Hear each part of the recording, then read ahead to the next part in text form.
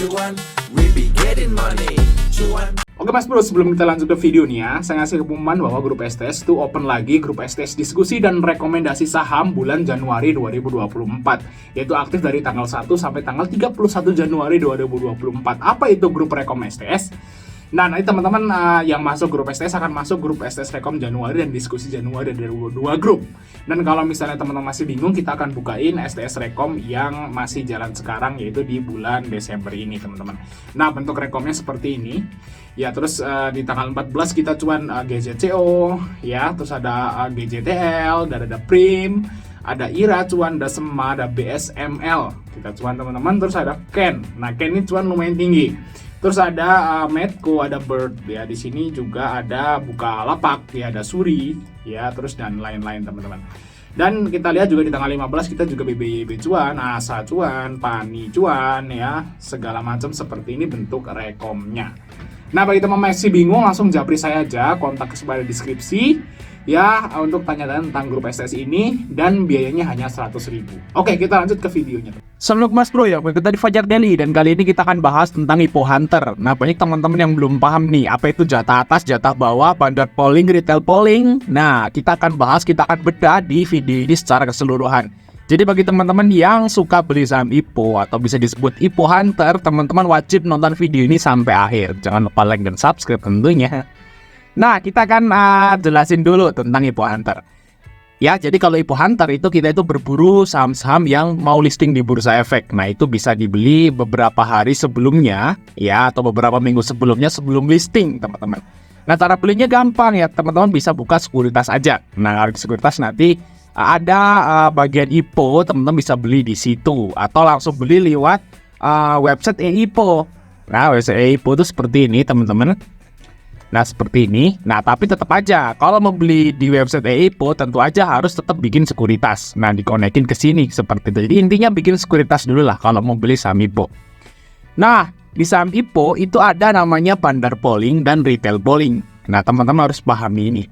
Ya, mungkin sebutannya beda lah kalau orang sana, tapi kalau orang kalangan trader itu sebutannya seperti itu, yaitu bandar polling dan retail polling. Bandar polling itu adalah saat teman-teman itu beli saham IPO di atas 100 juta. Misalnya 101 juta. Nah, itu sudah termasuk bandar polling, ya. Terus retail polling itu apa? Retail polling adalah kalau teman-teman itu pesan saham IPO di bawah 100 juta atau 99.900.000. Nah, itu udah termasuk retail polling. Jadi teman-teman itu harus dipahami bedanya kedua ini tuh apa sih. Nah, bedanya gede banget teman-teman antara kedua ini. Jadi nanti bedanya itu adalah di persentase bandar polling dan retail polling. Nah, pencatatannya juga beda, cara hitungnya juga beda. Untuk detailnya saya agak kurang tahu, tapi saya ngasih contohnya seperti ini teman-teman ya. Detail hitungan di atasnya saya kurang tahu, tapi saya ngasih contoh seperti ini.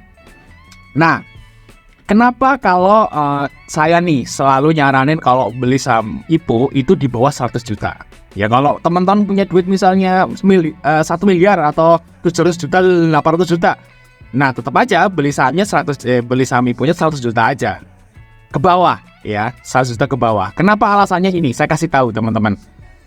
Ini dia. Ini adalah beberapa contoh saham yang udah listing yang lalu. Nah, ini recordnya udah saya catat di sini. Nah, contohnya seperti ini teman-teman. Nah, saham waktu IPO itu ada kondisi rame dan nggak rame. Jadi kalau misalnya ada saham yang baru IPO itu rame. Rame itu maksudnya banyak banget orang yang pesen atau banyak banget retail yang beli. Nah, itu namanya saham rame. Ya, saham rame itu antriannya panjang gitu. Nah, antrian IPO-nya panjang. Nah, kalau yang saham sepi antrian IPO-nya sedikit dan retail belinya sedikit. Nah, ada dua itu masalahnya sih yang teman-teman harus pahami antara bandar polling dan retail polling. Contohnya adalah di saham ini yang lebih enak, saham brand juga ya. Nah, contohnya saham brand lah. Kita contohin saham brand. Saham brand ya, itu listing tanggal 9 bulan 10. Kok tanggal 9 bulan 10? Iya bener ya. Tanggal 9 bulan 10 2023. Kalau teman-teman di sini, ini bawah ini mestinya batas bawah. Bawah itu jatah bawah atau retail polling, itu yang teman-teman yang beli di bawah 100 juta. Nah, itu dapat jatahnya berapa? 12,80. Jadi kalau teman-teman tuh pesen saham brand itu 99 juta misalnya, nah itu teman-teman akan dapat 12,80%. Nah kalau teman-teman pesen 200 juta, teman-teman hanya dapat 2,70. Nah ini bedanya jauh teman-teman. Coba kita akan hitung seperti ini ya. Nah seperti ini kita hitung. Misalnya teman-teman itu pesen saham brand itu 99 juta. Ini ya, ini kan termasuk retail polling karena di bawah 100 juta. Ya tinggal dikurangin aja teman-teman ya. Ini berarti kan 87% gitu ya. Nah dapat jatah sekitaran 12 juta. Ini juga saya sama guys. Saya kalau nggak salah dapat 12 juta gitu ya. Waktu ngikut IPO saham brand. Seperti ini jatahnya. Jadi kalau teman-teman pesen 99 juta itu dapatnya 12 jutaan rupiah. Nah tapi kalau teman-teman pesen 200 juta dapatnya segini teman-teman. Nah dikurangi. Nah ini cuman anggaplah 97% ya, 97%. Nah cuman dapat 600.000. Bayangin aja teman-teman, jauh beda jauh ya. Kalau saham rame ya, Mas Pur harus catat ini. Kalau saham itu rame yang pesen banyak, retail polling akan dapat jatah lebih banyak persentasenya. Contoh saham brand ini kan rame, brand waktu itu kan rame kan. Wow, Pak PP gara-gara cuan itu ya, cuan naik tinggi terus brand IPO. Nah retail banyak yang beli. Akhirnya retail pollingnya dapat banyak. Nah, pesan 100 juta dapat 12 juta, pesan 200 juta cuma dapat 600.000. Rugi kan? Rugi. Nah caranya gimana? Kalau saya sih pakai dua nama, misalnya saya sama istri gitu ya. Pesan 99 dan 99 kan dapat 24 juta. Bisa dipahami di sini teman-teman? Nah, jadi kalau saham yang rame, yang bagus dan rame retail beli, itu yang pesen sedikit itu malah dapat jatah persen lebih besar. Nah itu dia. Dan sahamnya, kalau teman-teman lihat saham brand, itu sampai berapa sekarang naiknya, berapa puluh persen, naik tinggi kan? Nah seperti itu guys. Kalau jatah bawah atau retail pollingnya itu lebih gede, biasanya sahamnya naik gitu ya. Nah itu kasus yang pertama. Nah ini kasus yang kedua, yaitu di saham udang. Ini kasus yang kedua. Saham udang itu sepi, retail nggak beli, retail istilahnya sedikit yang beli. Nah kalau teman-teman di sini penjatahannya ngeri. Jatah bawahnya atau retail pollingnya itu cuma dapat 14%, tapi bandar polling itu dapat 46%. Kita hitung teman-teman, berapa jatahnya? Kalau teman-teman pesen 99 juta, ya, berarti dikurangi berapa nih? 86 ya. Dikurangi 86%. Nah, kalau teman-teman itu pesen 99 juta, teman-teman akan dapat 13,8 juta. Tapi kalau teman-teman itu pesen 200 juta misalnya, ini di atas 100 juta, ini ikutnya bandar polling, itu dapatnya itu 54% ya. Yes, dapatnya 92 juta teman-teman. Luar biasa.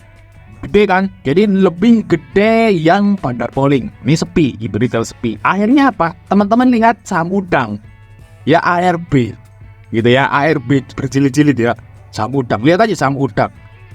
Ya, masuk bisa lihat sendiri saham udang. Itu ARB. Nah, itu dia guys ya. Teman-teman semoga paham ya di sini kenapa saya selalu nyaranin untuk beli saham IPO itu di bawah 100 juta aja. Nah, karena gini, ini kesimpulannya gini. Kalau saham itu bagus dan rame, ya, teman-teman akan dapat jatah lebih banyak dan sahamnya naik, cuan, ya enggak?